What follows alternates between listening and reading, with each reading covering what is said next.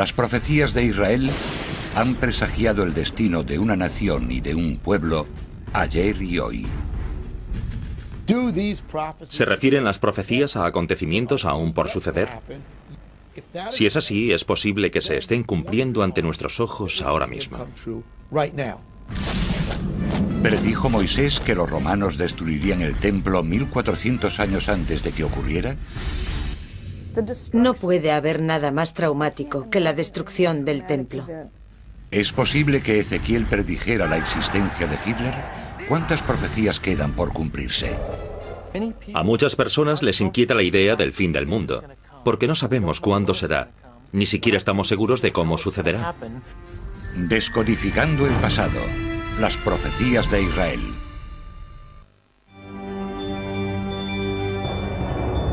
$1300 años antes de Cristo, los hijos de Israel están reunidos en las llanuras de Moab. Tras sobrevivir a 400 años de esclavitud en Egipto y 40 años vagando por el desierto, se disponen a entrar en la tierra de Canaán. Es la tierra que les había sido prometida en el Antiguo Testamento. Pero antes de hacerlo, Moisés, que les guía, se dirige por última vez al pueblo que ha liberado. Vuestro Dios, Yahvé, erigirá un profeta como yo de entre vuestros hermanos. A él debéis de escuchar. Cuando Moisés les dice que Yahvé erigirá un profeta como yo, se está asegurando de que los israelitas tendrán todo lo que necesiten en el futuro inmediato. Lo que está diciendo en realidad es que en los momentos críticos, cuando Israel necesite a alguien que lo guíe, Dios le dará profetas nacidos del pueblo de Israel. Los eruditos de la religión creen que Moisés fue el profeta más grandioso del Antiguo Testamento. Moisés advierte a su pueblo sobre su futuro.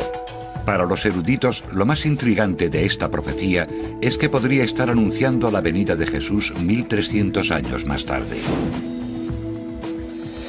En el Deuteronomio, capítulo 18, versículos 18 y 19, Moisés dice a su pueblo lo que Dios le había confiado. Y pondré mis palabras en boca de él, quien les hablará todo lo que yo le ordene. Y acaecerá que el hombre que no escuche mis palabras, que el profeta pronunciará en mi nombre, yo le pediré cuentas de ello.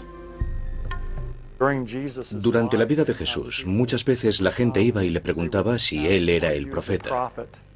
Creo que lo que querían en realidad saber era si era el profeta con mayúscula, aquel que había sido profetizado muchos años antes en el Deuteronomio, capítulo 18, versículos 15 y 18. A mi juicio, Jesús encarnó aquella profecía. La cristiandad entiende que se refiere a Jesús y que era un profeta como Moisés. El Islam entiende que se refiere a Mahoma y que él era un profeta como Moisés. ¿Estaba Moisés hablando de un solo profeta o estaba diciendo lo que parece haberse cumplido, que Israel tendría muchos profetas que aseguraban hablar en el nombre de Dios? Todos estos profetas parecen coincidir con un mensaje. Claman para que las personas mejoren su conducta y su mundo, al tiempo que advierten de las consecuencias que tendrán las acciones buenas o malas, y si no cumplimos con nuestras obligaciones.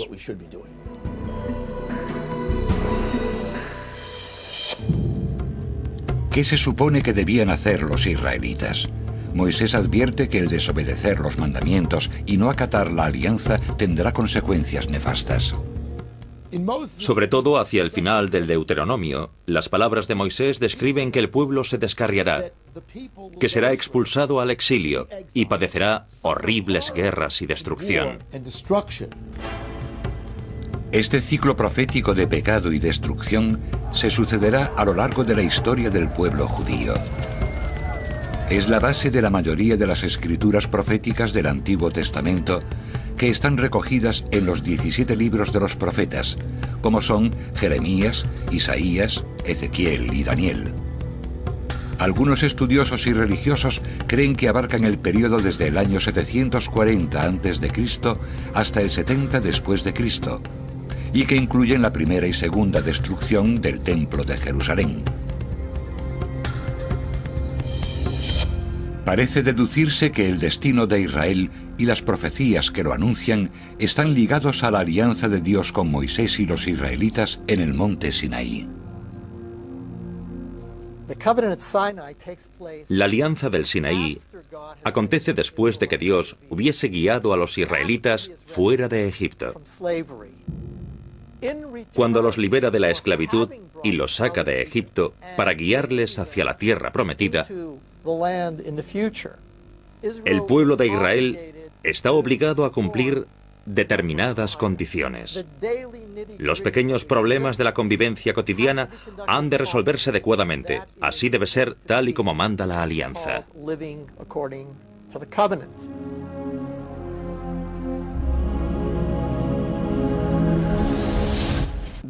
Los profetas estaban haciendo un llamamiento a la lealtad hacia la alianza de Moisés, y esto de alguna manera los une. De modo que acatar la alianza se recompensaría y desobedecerla se castigaría.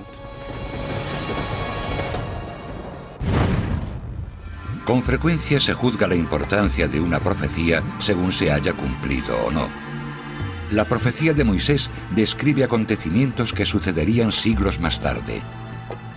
Uno de los ejemplos de mayor dramatismo se relata en el Deuteronomio, capítulo 28, versículo 49. Moisés se dirige al pueblo para advertirle con gran detalle de las consecuencias de quebrantar la alianza. Yahvé alzará contra ti un pueblo venido de lejos, del cabo de la tierra, como águila que planea, un pueblo cuya lengua no entenderás. Te devorará hasta aniquilarte.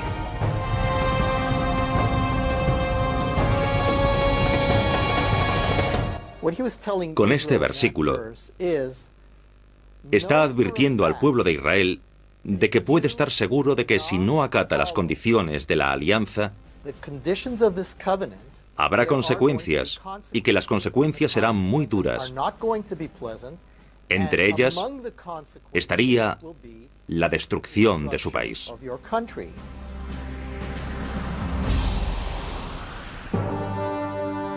Cualquier violación de la alianza, como la idolatría, quebrantar el sabbat o desatender a los pobres y necesitados, podría decidir la suerte de Israel. Entonces Dios dejaría de proteger a los israelitas, con lo que quedarían a merced de sus enemigos. El águila que se menciona en la profecía se vincula habitualmente con el águila imperial de Roma. En el año 63 a.C., Pompeyo, el general romano, invade Jerusalén, flanqueado por miles de legionarios que despliegan orgullosos sus estandartes y banderas con el águila imperial. Pompeyo convierte a Jerusalén en parte del Imperio Romano. Pompeyo asedia el templo durante 3 meses, tras los cuales derriba las murallas y asesina a unos 12.000 judíos. Nadie sabía muy bien quiénes eran los que atacarían con la fuerza del águila. Pero tiempo más tarde, cuando los israelitas vieron a las legiones romanas exhibiendo sus estandartes, algunas con la imagen del águila, comprendieron que la profecía señalaba directamente a Roma. Entre las tropas se encuentran soldados de todos los confines del imperio, muchos de los cuales hablaban en lenguas desconocidas para los judíos. La escena se ajusta con exactitud a la descrita por Moisés en su profecía unos 1300 años antes. Tanta destrucción y el exilio. No puede haber nada más traumático. Su existencia cultural, incluso sus vidas, fueron destruidas. Su mundo se tambaleaba y empezaron a preguntarse si Dios los seguía protegiendo.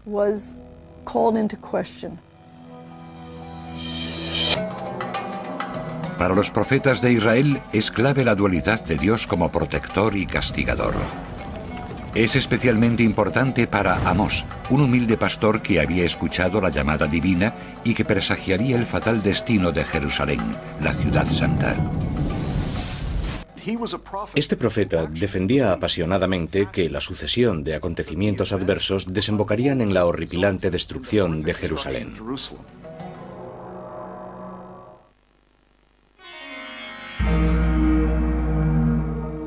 Tras conquistar la tierra de Canaán en el año 1050 a.C., los israelitas fundaron el reino de Israel. Primero Saúl, seguido por David y Salomón, gobiernan las 12 tribus.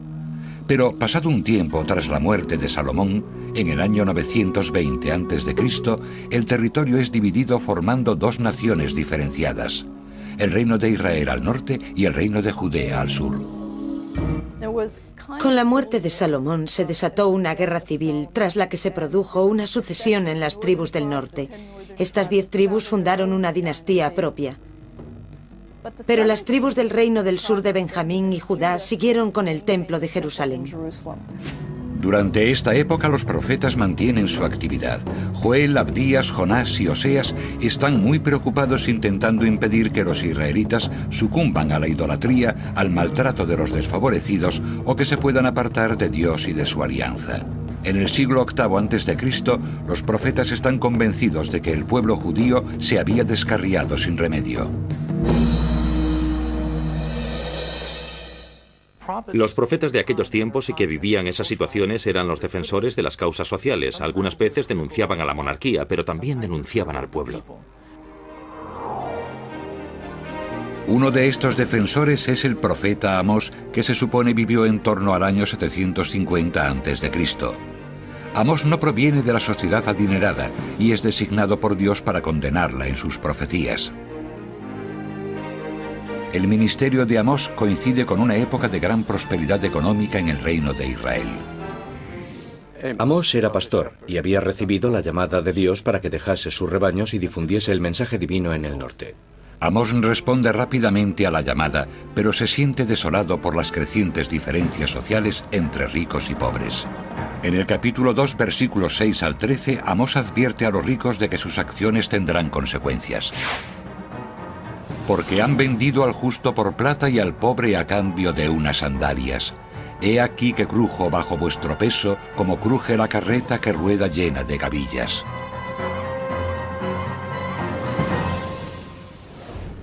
Lo que buscaba el profeta era lograr que las personas fueran más bondadosas ya, y que empezaran a ocuparse de los pobres ya.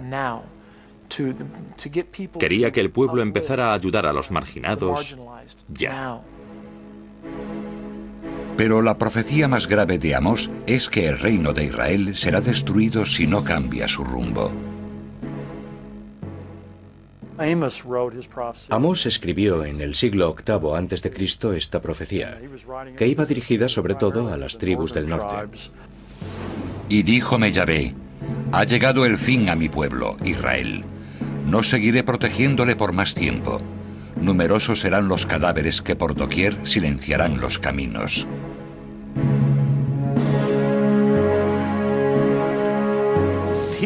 Este profeta estaba firmemente convencido de que, como consecuencia de nuestras acciones, todo lo que estaba ocurriendo, los acontecimientos que se sucedían, desembocarían en la horripilante destrucción de Jerusalén.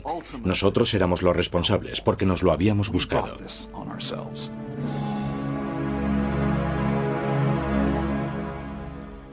Entre el 735 y el 700 a.C., otro profeta, Miqueas, ve que en Judea, el reino del sur, ocurren las mismas maldades e injusticias que había denunciado Amós en Israel, el reino del norte. Una de las cosas que más inquietan a Miqueas es la idolatría y sus consecuencias. No deben seguir explotando a sus semejantes, ni mintiendo, ni idolatrando ni a Baal ni a Sara. Tenía que pasar algo que lo impidiese.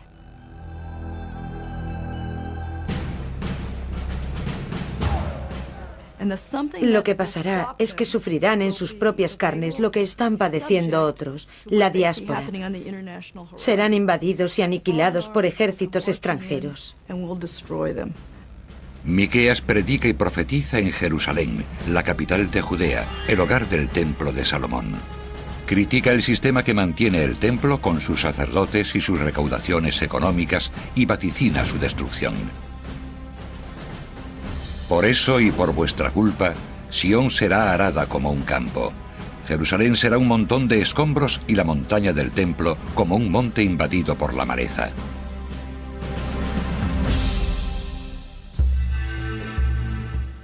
El templo judío era el centro de la vida judía. Todo se construía alrededor del templo. Todas las oraciones se dirigían hacia el templo, de manera que el templo se convirtió en la manifestación profética de Dios para con la nación. La historia nos ha demostrado que las funestas profecías de Amós y de Miqueas se cumplieron. El reino de Asiria invade Israel en el 722 a.C. y destruye su capital, Samaria, menos de 40 años después de la profecía de Amós. La ferocidad que muestran los asirios hacia los grupos que los atacaban o que les hacían frente se manifiesta claramente en los bajorrelieves que ellos mismos dibujaban y tallaban en los muros palaciegos. Aparte del destierro, empleaban otras técnicas de represalia como el empalamiento. Apresaban a los habitantes de mayor rango social y los dejaban caer sobre palos afilados. Con sus cabezas construían pirámides, apilaban las cabezas a las puertas de las ciudades. Amós y Miqueas presagiaban que el final sería inminente cuando los asirios los invadiesen. Sus profecías advertían de que si no cambiaban su estilo de vida, Asiria llegaría para aniquilarlos y acabaría con Jerusalén. Parece evidente que la profecía de Miqueas sobre la destrucción del templo también se cumplió. En el 587 a.C., unos 150 años después de pronunciar sus palabras, los babilonios, bajo las órdenes del rey Nabucodonosor II, tomaron Jerusalén al asalto, destruyendo el templo y desterrando una vez más a los judíos. A menudo el pueblo hace caso omiso a los mensajes de los profetas. Así, el castigo de las tribus del sur de Judea llegó a manos de los babilonios, y el de las tribus del norte a manos de los asirios. Y todo porque el pueblo no acató la llamada de Dios que hablaba por boca de sus profetas. Aunque los profetas predicen el destino fatal de los israelitas, también ofrecen la promesa de la futura redención. Amós, en el capítulo 9, profetiza sobre el renacimiento de Israel. Repatriaré a los cautivos de mi pueblo y reedificarán las ciudades demolidas y las habitarán. Plantaré a Israel en su propia tierra y nunca serán arrancados de su territorio que yo les había dado.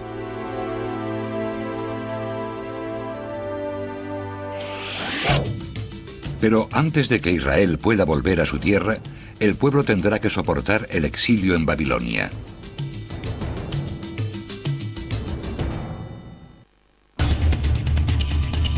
Incluso antes de ver la destrucción del reino del norte, Israel, causada por los asirios en el año 722 a.C., los profetas de Judea anunciaron que el reino del sur correría la misma suerte. Pero en esta ocasión no sería la amenaza de los asirios, sino la de los babilonios, los peores enemigos de Israel.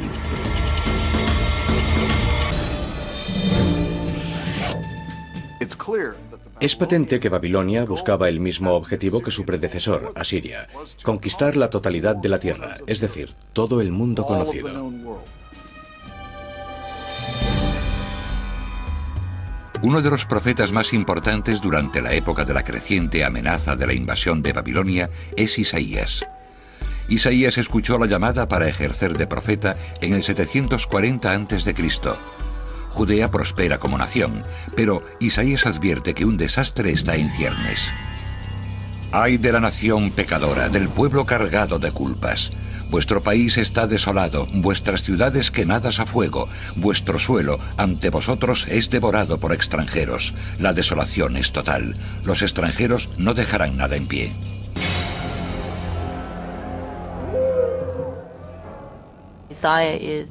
Isaías habla muy seriamente de la relación causa-efecto entre la gravedad de los pecados de Israel con el juicio que habría de sobrevenir.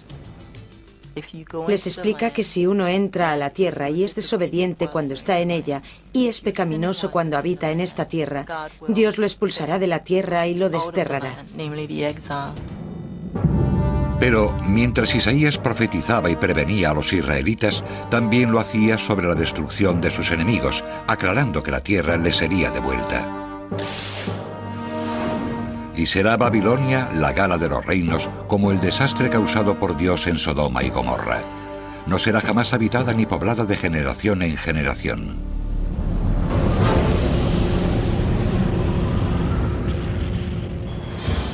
De nuevo la historia demostraría la certeza de las palabras de Isaías.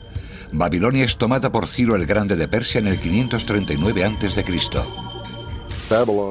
Babilonia fue tomada por una invasión persa. No se trataba de un asalto militar, sino que capturaron la ciudad y la integraron en el imperio persa. Cuando el curso del río Éufrates fue cambiado, el lugar fue abandonado y cayó en el olvido. En los siglos VII y VI a.C., el Templo de Jerusalén centra toda la devoción de los judíos. Tras el paso de Isaías, llega Jeremías. Jeremías se autoexcluía permanentemente del templo, al que criticaba abiertamente junto con los servicios que allí se oficiaban. En el capítulo 7 de Jeremías aparece el famoso sermón del templo. Jeremías está de pie sobre las escaleras del templo de Jerusalén y anuncia que el templo será destruido. Así ha dicho Yahvé de los ejércitos, Dios de Israel. Mejorad vuestra conducta y vuestros actos y os dejaré residir en este lugar. No os confiéis en palabras falaces ni digáis, el templo de Yahvé son estos edificios. Haré con la casa que es llamada con mi nombre, en la cual vosotros confiáis, lo mismo que he hecho con Silo.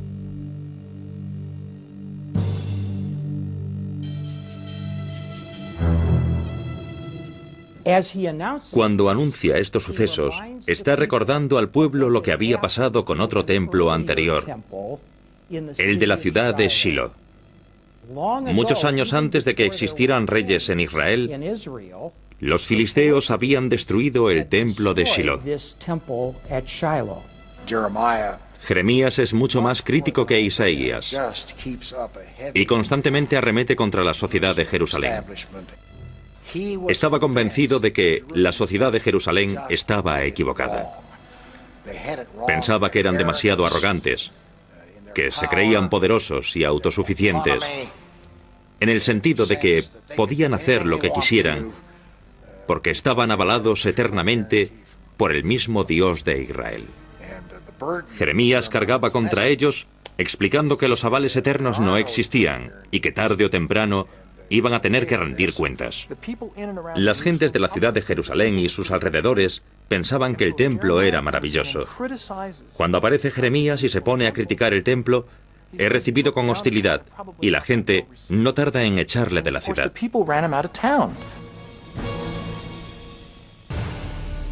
Jeremías echa leña al fuego en el tema de las relaciones exteriores del reino de Judea. Jeremías aplaude las negociaciones de paz con Babilonia. Jeremías predicaba sobre Babilonia, porque Babilonia era la mayor amenaza de la época. Cuando Babilonia toma Jerusalén, en el año 586 a.C., el templo es destruido y los judíos son desterrados, cumpliéndose la profecía de Jeremías.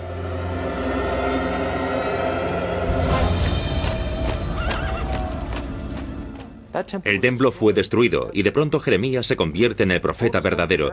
Ya no es un marginado. De repente reconocen que es el hombre al que tenían que haber escuchado. Aunque se le permite permanecer en Judea, Jeremías profetiza el final del exilio. Haciéndose eco de Isaías, vaticina el castigo que les espera a los babilonios. Durante 70 años, estas naciones servirán al rey de Babilonia. Y sucederá que cuando los 70 años se hayan cumplido, castigaré al rey de Babilonia y a aquella nación, así como al país de los caldeos por su falta, dijo el Señor, y convertiré sus tierras en desolaciones eternas.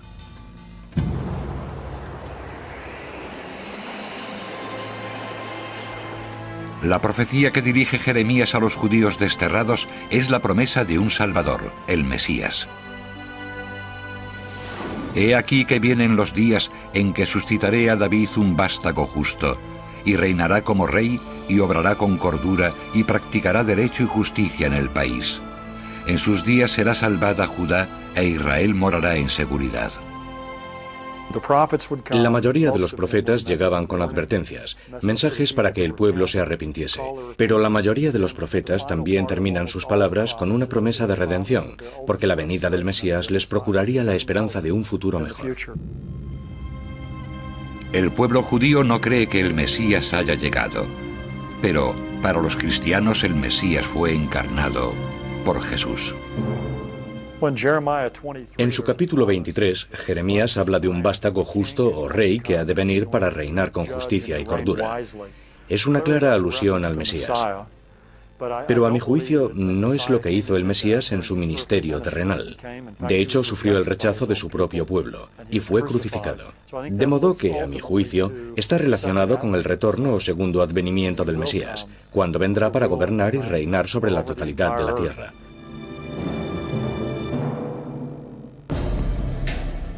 Mientras Jeremías se dedica a predicar en el exterior del templo, otro profeta importante ha comenzado su ministerio en el templo de Jerusalén. El mensaje de Ezequiel no es lo único que atrae a la gente.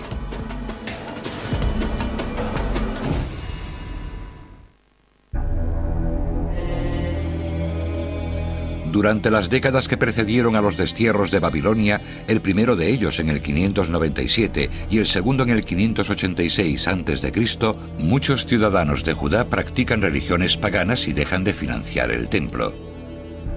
La consecuencia es que el templo de Jerusalén es desatendido y abandonado.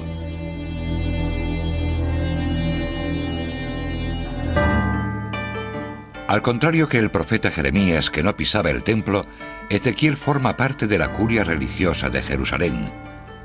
Y como tal, se movía entre la gente como si estuviera en el templo. Para él, el templo de Jerusalén es la residencia palpable de Dios. Entre los teólogos decimos que veía la presencia divina desde las alturas. Es decir, pensaba que el Dios bendito no podía morar en un entorno ruinoso. En vista de lo bajos que habían caído tanto el templo como la gente, Ezequiel empieza a tener visiones e intenta prevenir al pueblo con profecías y símbolos. Yo, Yahvé, he hablado y actuaré. Te dispersaré entre las naciones y te esparciré por los países. Eliminaré de ti tu impureza. Es difícil saber la acogida que tuvo Ezequiel en la antigüedad. La mayoría de los profetas poseían una voz dominante. La mayoría emanaban credibilidad y autoridad. Pero el estilo de Ezequiel, al profetizar, es fascinante.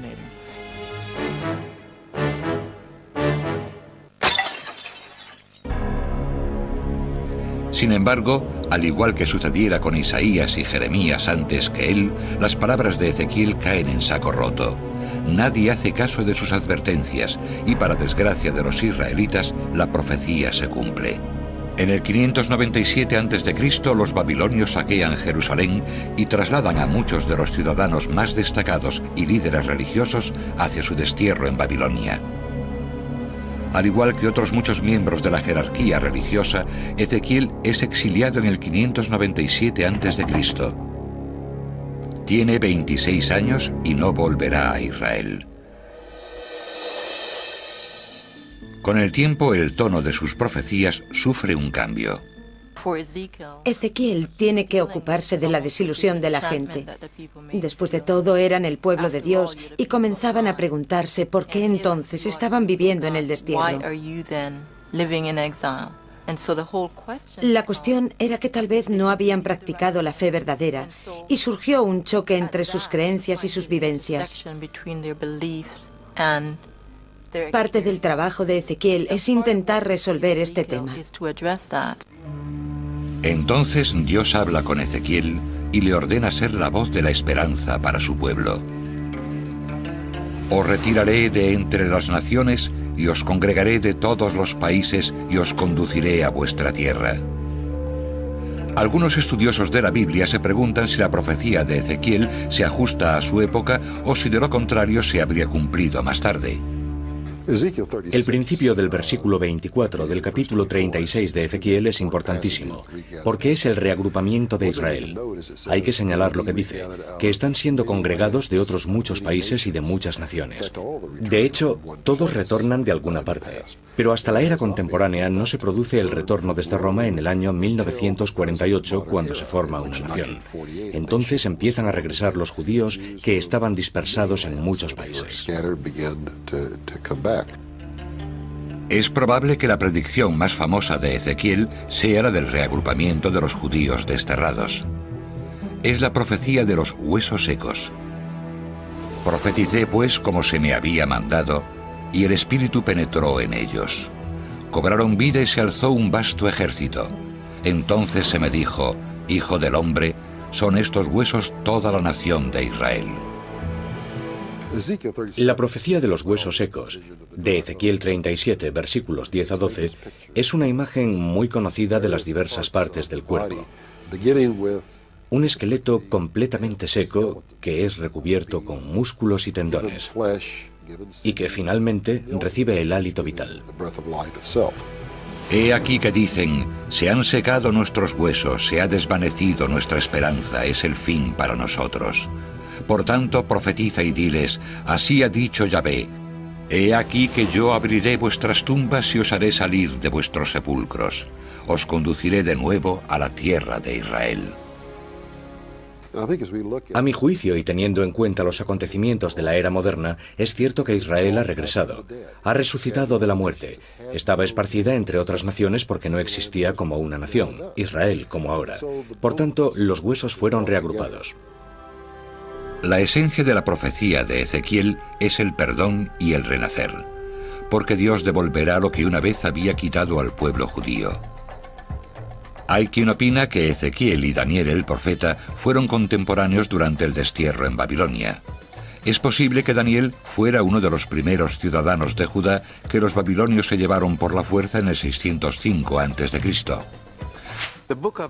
El libro de Daniel está compuesto por historias cuyo fin era favorecer que los fieles, sobre todo los exiliados, permaneciesen leales a Yahvé y que rindieran culto a Dios a pesar de estar desterrados. Debían respetar el Sabbat y observar la dieta judía. Procediendo de esta manera, los judíos pudieron mantener su identidad propia en el exilio. Pero Daniel también tiene visiones oscuras. En el libro de Daniel, capítulo 9, versículo 26, el profeta explica que en el futuro alguien gobernará el pueblo de Israel y destruirá Jerusalén y el templo. Y después de las 62 semanas será muerto un ungido y nada le quedará. Y el pueblo del príncipe que ha de venir destruirá la ciudad y el santuario. En el siglo I a.C., los romanos gobiernan la tierra de Israel. En torno al año 30 después de Cristo, Jesús de Nazaret se revela como el Mesías, palabra que significa el ungido. La profecía de las 70 semanas, de Daniel capítulo 9, versículos 24 a 27, dice que cuando hayan transcurrido 69 semanas o 483 días, el Mesías será muerto. Es lo que ocurrió. En el 33 después de Cristo, el Mesías es ejecutado. En el 70 después de Cristo, unos 40 años después de que Jesús fuera separado de sus seguidores y crucificado, los romanos destruyeron Jerusalén y el templo. ¿Vio Daniel la destrucción del templo por parte de los romanos 600 años antes de que ocurriera? La profecía dice que el pueblo del príncipe que ha de venir destruirá la ciudad, y es justo lo que pasó en el 70 después de Cristo. Creo que la profecía es muy específica al hablar del pueblo del príncipe último, el anticristo, es decir, los romanos, que asolarán y destruirán la ciudad de Jerusalén. Alude directamente a los sucesos del 70 después de Cristo. En el capítulo 8, versículos 23 y 24, Daniel tiene otra visión inquietante. Algunos estudiosos del tema opinan que es posible que Daniel profetizara a Hitler y el Holocausto. Al final de sus reinados, cuando hayan llegado al colmo de sus maldades, surgirá un rey insolente y hábil en engaños. Su fuerza será muy vigorosa, mas la fuerza no será suya. Causará destrucciones prodigiosas y prosperará en lo que haga. Aniquilará a los poderosos y al pueblo de los santos. No me cabe duda de que muchas personas han vinculado al capítulo 8, 23 y 24 de Daniel con Hitler, porque en verdad fue el mayor perseguidor del pueblo judío de todos los tiempos. Fue peor que el faraón del Éxodo. Así que cuando uno se encuentra con una escritura como esta, que habla de una persecución que sufrirán los judíos, lo más natural es pensar en Hitler. Mientras que las profecías de Daniel se cuentan entre las escrituras apocalípticas más severas, con la llegada de nuestra era llegará también un nuevo predicador judío. Será el más radical de todos.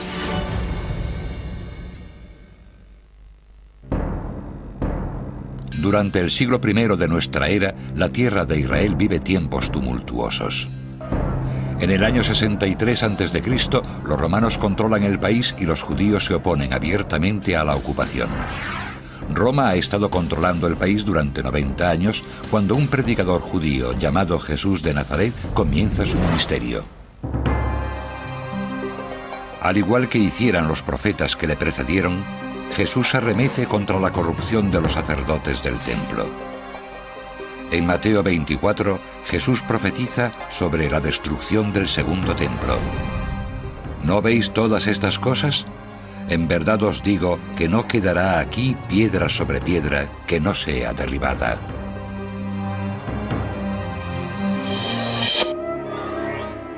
Nadie puede aparecer de repente y ponerse a criticar aquello por lo que la gente siente cariño, porque será rechazado.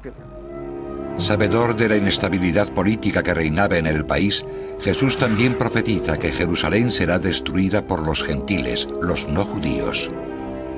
Y caerán bajo el filo de la espada, serán llevados cautivos a todas las naciones, y Jerusalén será pisoteada por los gentiles hasta que se cumplan los tiempos de los gentiles. El tiempo de los gentiles hace alusión al futuro, una época en la que los judíos no gobernarán Jerusalén. Jesús profetiza sobre la destrucción de la ciudad de Jerusalén por los romanos en el 70 después de Cristo. Tras su muerte, los seguidores de Jesús empiezan a escribir lo que han vivido junto a él.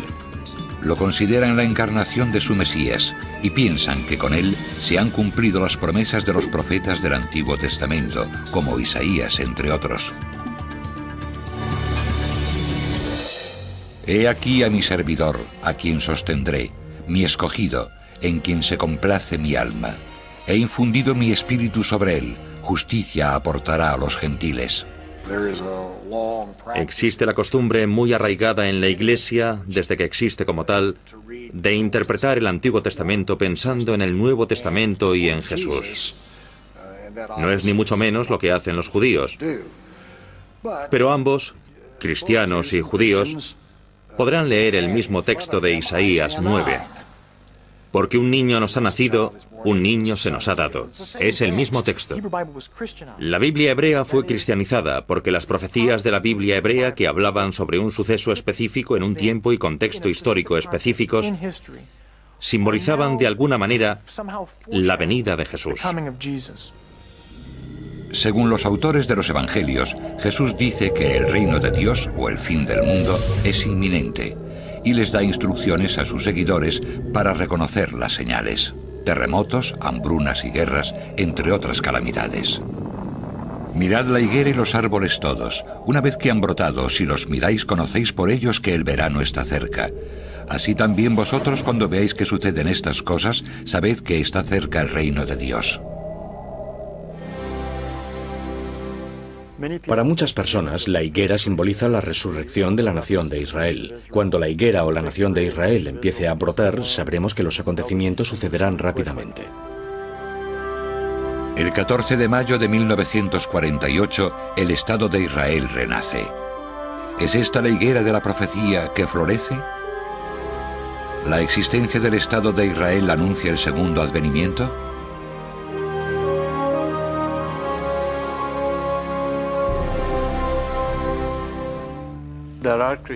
Para algunos cristianos, el Estado de Israel tiene que existir antes de que llegue el reino de Dios. Por tanto, lo alientan, rezan por él, apoyan el Estado de Israel y sus políticas. Basándose en ello, teóricamente el reino de Dios llegaría con mayor prontitud, porque para ellos es muy urgente. Algunos colectivos cristianos evangelistas instan a sus miembros a que ayuden a financiar la construcción de asentamientos israelíes en territorio árabe y a prestar su apoyo a los candidatos políticos pro-israelíes. Intentar hacer un uso interesado de estos textos apocalípticos para que ocurran cosas que Dios ha prometido,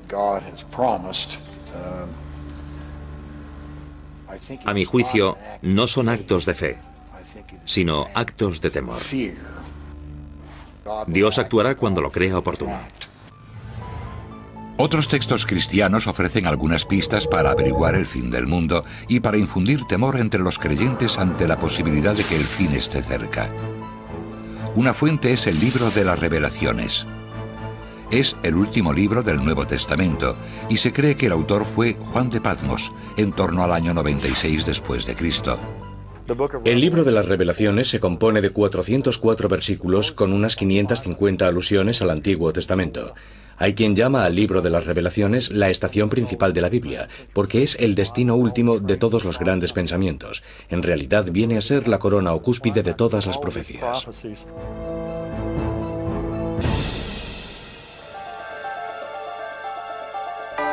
Para muchos cristianos evangélicos, la otra señal del fin del mundo es la reconstrucción del Templo de Jerusalén, que se conoce como el Tercer Templo. Pero es muy difícil imaginárselo en el Israel de hoy. Muchas personas, tanto judías como cristianas, creen que el tiempo del Mesías no llegará hasta que se reconstruya el Templo de Jerusalén. Para su desgracia, la Cúpula de la Roca, una mezquita musulmana muy venerada, está situada justo donde estaba el templo. Si se nos ocurriera derribar la mezquita, nos enfrentaríamos a la Tercera, Cuarta y Quinta Guerras Mundiales. Algunos estudiosos piensan que uno de los pasajes del libro de Ezequiel abriría las esperanzas para la reconstrucción del Tercer Templo. Ezequiel describe en los capítulos 38 y 39 la invasión de Israel por las fuerzas de Gog y Magog, una coalición de otros países de Oriente Próximo. Heme aquí contra ti, Gog, príncipe supremo de Mesjec y Tubal. Te haré dar vuelta, pondré garfios en tus quijadas y te sacaré a ti y a todo tu ejército. Persia, Etiopía y Pud los acompañan provistos de escudos y cascos. Gomer y Beth Togarmag desde los confines del norte con todas sus tropas. Pueblos numerosos están contigo. Si tomamos en consideración los países implicados en la invasión, Gog de Magog sería el jefe de esta zona de Magog, que se localiza fácilmente en un mapa de la época. La antigua Escitia y las otras naciones que se han descrito, algunas de las que existen hoy en día, pueden identificarse en un mapa. Aunque las fuerzas de Magog exceden en número a las fuerzas israelitas, estas, según Ezequiel, triunfarán sobre sus enemigos. Romperé de un golpe el arco en tu mano izquierda y haré caer de tu mano derecha tus flechas. Sobre las montañas de Israel caerás tú, así como todas tus tropas y los pueblos que te acompañan. En este texto salen victoriosos, sin necesidad de luchar, porque todas las naciones poderosas del norte sucumben en la tierra de Israel.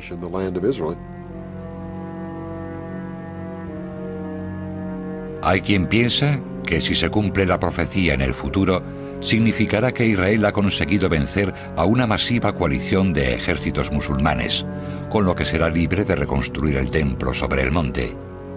Pero no todos están de acuerdo con esta interpretación. Ni los eruditos judíos, ni los eruditos cristianos tienen la capacidad de adelantar la llegada del Mesías con sus acciones. Entiendo que no es fe, sino una manipulación ideológica. La gente quiere saber más sobre el final. Es importante porque habrá un juicio.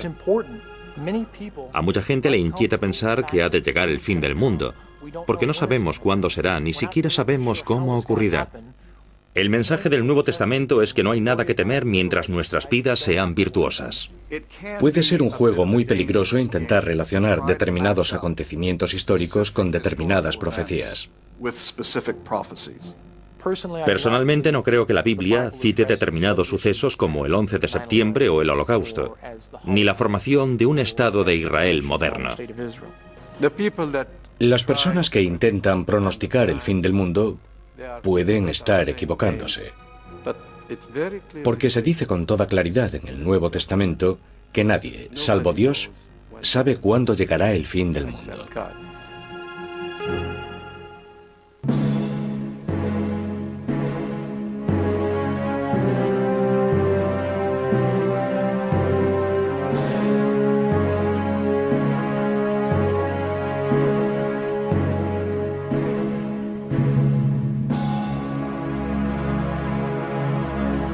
Lo que parece haberse cumplido, que Israel tendría muchos profetas que aseguraban hablar en el nombre de Dios. Todos estos profetas parecen coincidir con un mensaje. Claman para que las personas mejoren su conducta y su mundo, al tiempo que advierten de las consecuencias que tendrán las acciones buenas o malas, y si no cumplimos con nuestras obligaciones.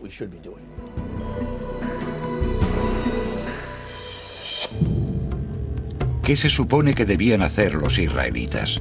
Moisés advierte que el desobedecer los mandamientos y no acatar la alianza tendrá consecuencias nefastas. Sobre todo hacia el final del Deuteronomio, las palabras de Moisés describen que el pueblo se descarriará, que será expulsado al exilio y padecerá horribles guerras y destrucción. Este ciclo profético de pecado y destrucción se sucederá a lo largo de la historia del pueblo judío.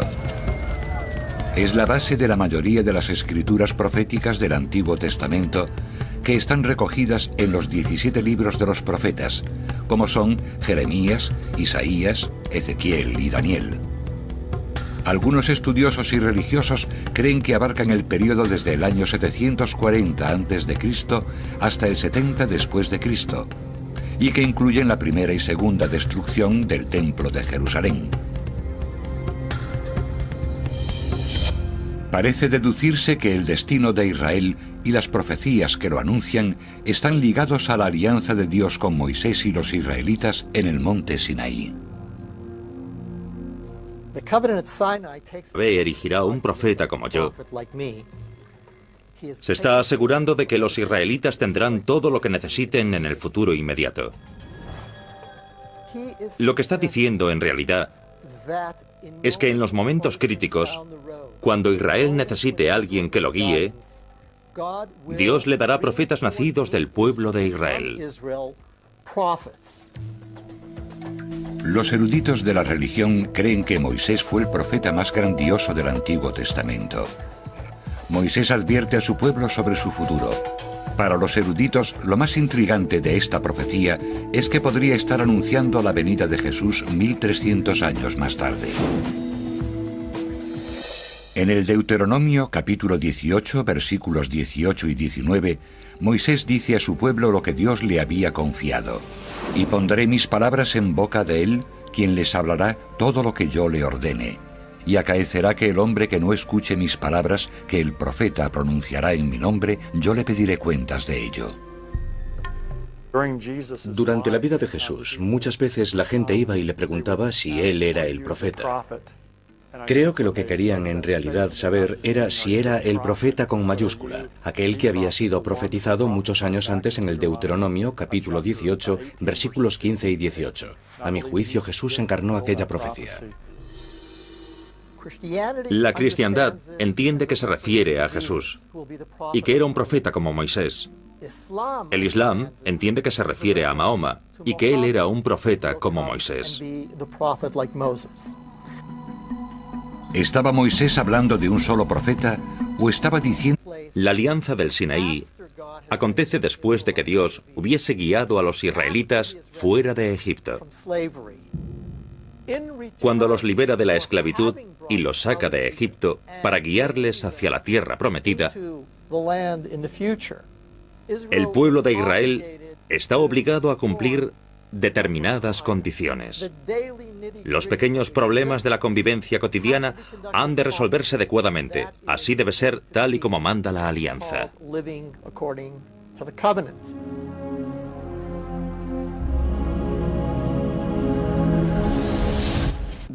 Los profetas estaban haciendo un llamamiento a la lealtad hacia la alianza de Moisés, y esto de alguna manera los une. De modo que acatar la alianza se recompensaría. y desobedecerla se castigaría. Con frecuencia se juzga la importancia de una profecía según se haya cumplido o no. La profecía de Moisés describe acontecimientos que sucederían siglos más tarde. Uno de los ejemplos de mayor dramatismo se relata en el Deuteronomio, capítulo 28, versículo 49. Moisés se dirige al pueblo para advertirle con gran detalle de las consecuencias de quebrantar la alianza. Yahvé alzará contra ti un pueblo venido de lejos, del cabo de la tierra, como águila que planea, un pueblo cuya lengua no entenderás. Te devorará hasta aniquilarte.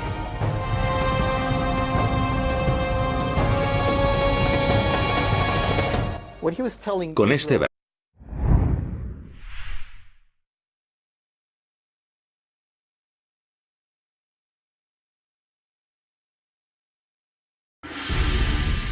Las profecías de Israel han presagiado el destino de una nación y de un pueblo ayer y hoy.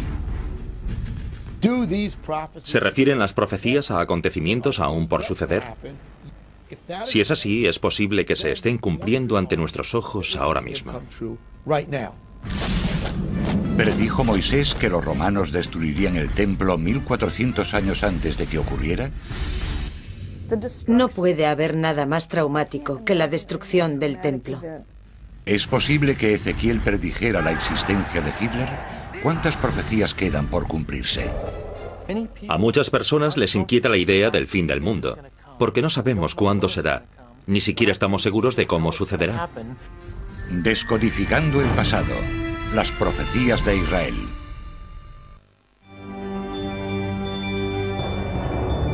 $1300 años antes de Cristo, los hijos de Israel están reunidos en las llanuras de Moab. Tras sobrevivir a 400 años de esclavitud en Egipto y 40 años vagando por el desierto, se disponen a entrar en la tierra de Canaán. Es la tierra que les había sido prometida en el Antiguo Testamento. Pero antes de hacerlo, Moisés, que les guía, se dirige por última vez al pueblo que ha liberado. Vuestro Dios, Yahvé, erigirá un profeta como yo de entre vuestros hermanos. A él debéis de escuchar. Cuando Moisés les dice aquel versículo, está advirtiendo al pueblo de Israel de que puede estar seguro de que si no acata las condiciones de la alianza, habrá consecuencias y que las consecuencias serán muy duras. Entre ellas estaría la destrucción de su país.